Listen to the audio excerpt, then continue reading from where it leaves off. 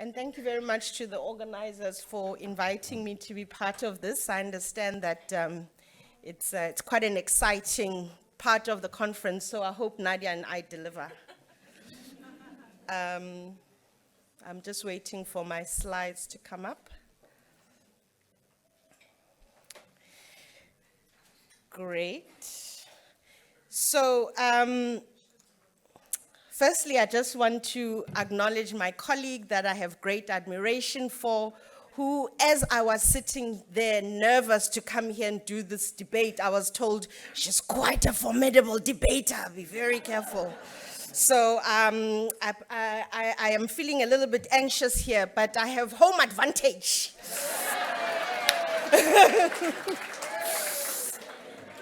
I have home advantage and I have my ancestors behind me.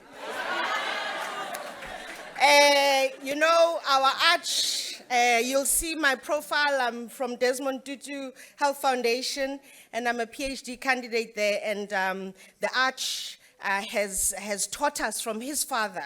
And Nadia, don't raise your voice, improve your argument. And today, may the best. And today, may the best argument win. So, today, I am arguing that without cash transfers, preventing HIV in adolescents will fail. So, vote yes, please. Vote yes. That's what you have to remember. And this is why. I think all of you here, that's why we are here. We know about the huge burden that women and young women in particular have around HIV. We know in particular, and that was already ventilated this morning, the particular risk that adolescent young girls and young women have. You might be interested when you're looking at this slide, what's so special about those big round circles that are green? That is East and Southern Africa, where, as you all know, is the highest burden. And why is that?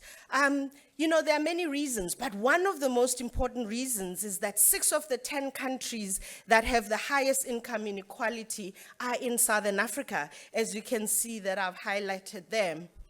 And within this inequality of Southern Africa, women are disproportionately affected. This comes from the Oxfam report around South Africa, but these statistics are very similar in terms of profile in other similar settings.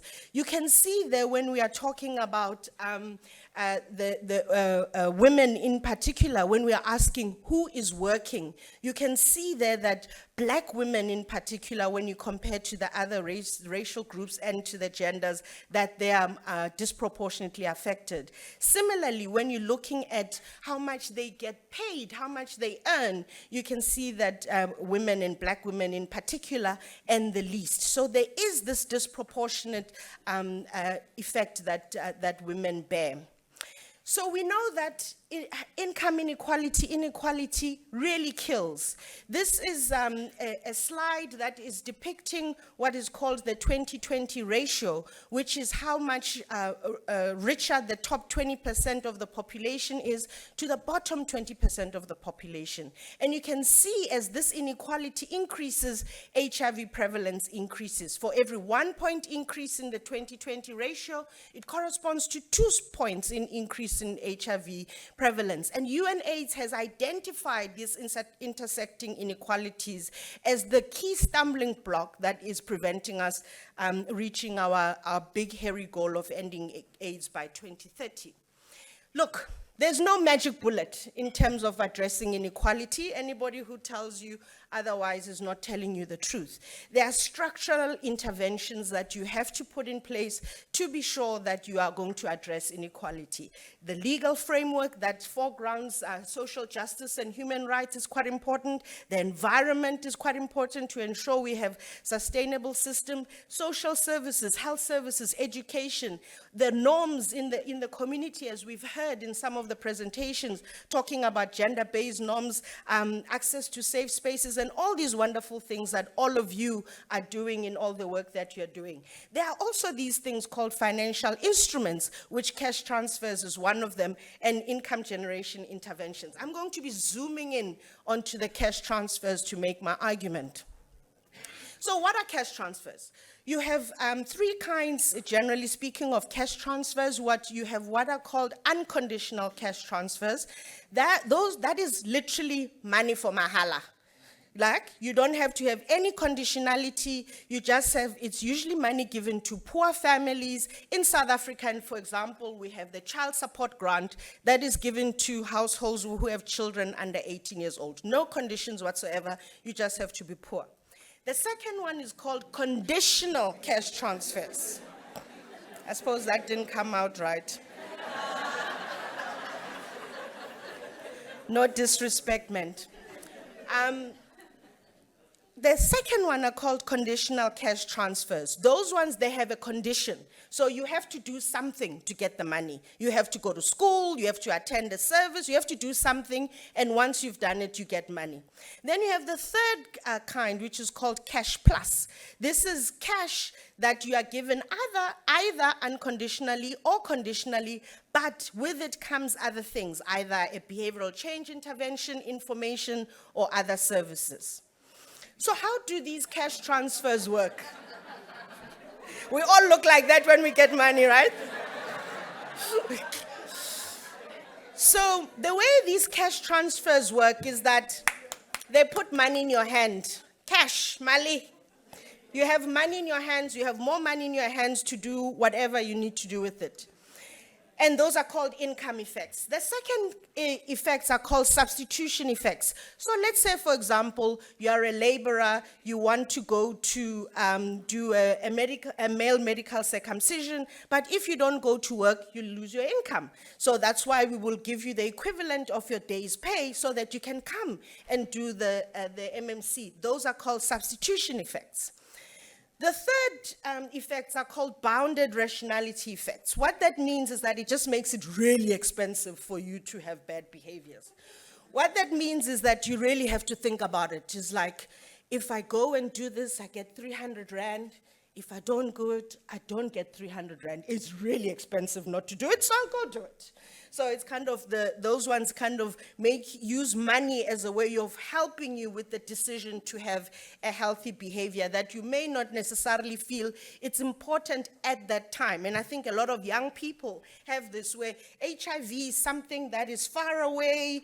You know, at the moment you are hungry, at the moment you want money, and you really have to think about what is the priority here. And it helps in those instances where we kind of bring the priority closer to you so that we use money as an incentive for healthy behaviors.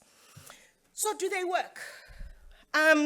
So we have two of the biggest conditional cash transfers that are in Latin America, in Mexico and in Brazil.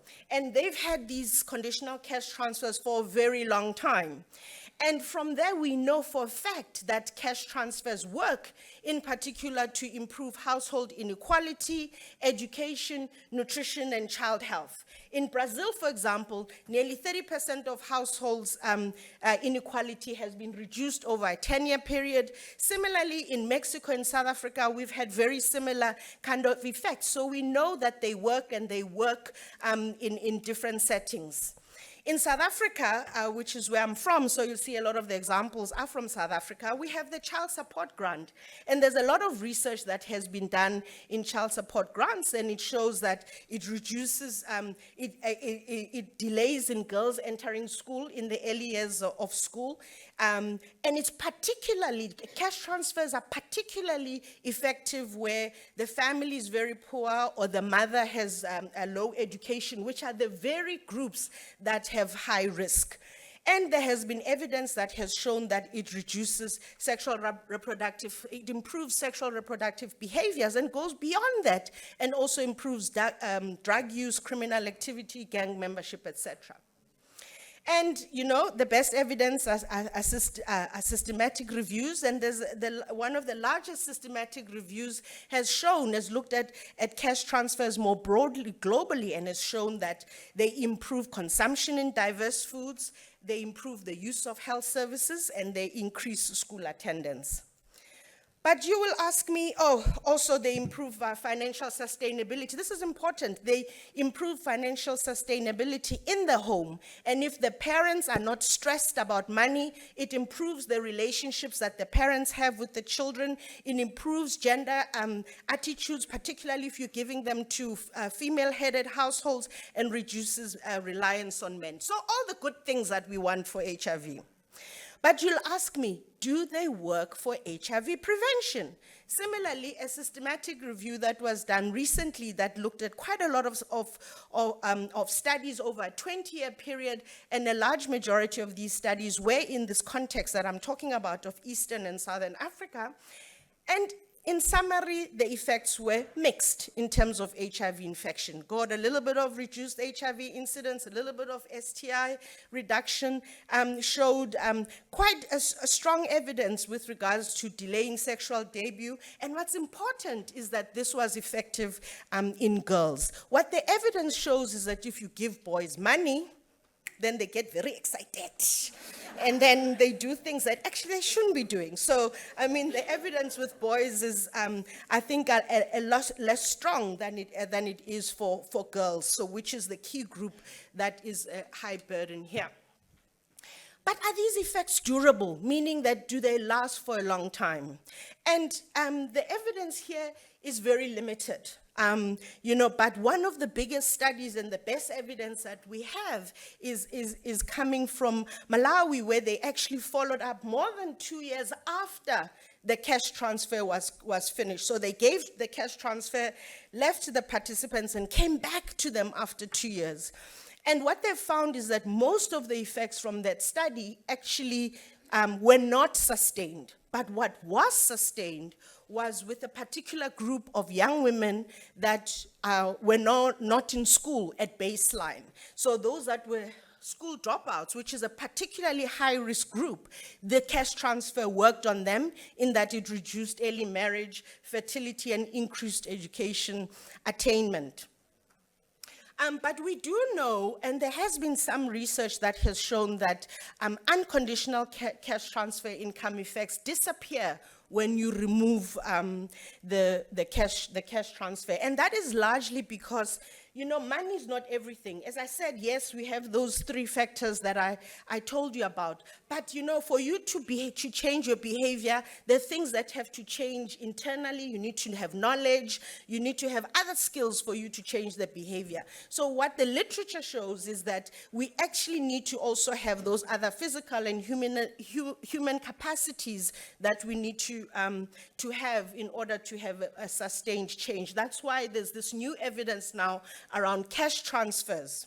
And the cash transfers, so you get money that uses those 3 ways that I spoke to you about and adds onto it other ways of building those other human capacities that you require. And, it has been shown also within the South African setting, looking at the child support grant, where they show that if the child support grant was augmented with good parental care, good discipline, just being a good parent, and it did show that it not only improved safer sex behaviors, but promoted all those things that have to do with young people really building their autonomy, identity formation, and independence, all the things that are important in terms of where they are in their transition to adulthood. Very interesting research that actually showed that if you removed the cash transfer, they looked at this in families where, for whatever reason, the family had a discontinued cash transfer for whatever reason. And when they studied those families, they found that when the cash transfer is removed, it's associated with increased risky sex behavior and criminal activity and lower education kind of outcome. So even though, I hope what you are hearing from me is that even though the systematic review has shown that the evidence is mixed, there is very good evidence or emerging or promising evidence that says that this is really something we should be thinking about. So going back to my slide on structural determinants, I hope you'll agree with me when I say that cash transfers, even though they are in no means a magic bullet, they are quite important. I've shown you that they improve food security. I've shown you that they increase demand in terms of services, they improve access to education. I've shown you that they improve at the individual level, independence, autonomy, gender norms, and relationships with families in particular.